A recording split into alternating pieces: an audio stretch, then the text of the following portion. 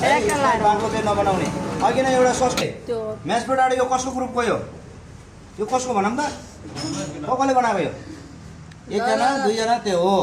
यो mass potato जस्तो बनाउनु पर्यो मैले सबैजनालाई एउटै सामान दिएको होइन यो मान्छेलाई फरक दिएको अनि यो के हो यो के हो यो के हो दुध पकाएर के बन्छ लास्टमा खोवा खोवा जस्तो भयो सेम खोवाको कलर हेर खोवा पनि एउटा सेतो एउटा रातो हुन्छ डडा खोवाको हो यस्तो हुनु पर्यो म्यास पोटाटो सबभन्दा राम्रो पर्फेक्ट म्यास पोटाटो यो अब यो म्यास पोटाटो बनाउने मान्छेलाई कसरी बनाएको यो किन यस्तो भयो भनेर सोध्नुपर्छ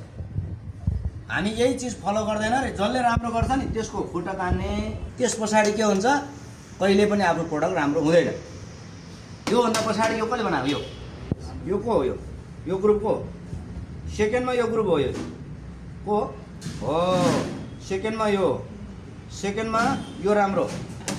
अनि त्यस पछाडि थर्डमा यो को हो थर्डमा को हो यो थर्डमा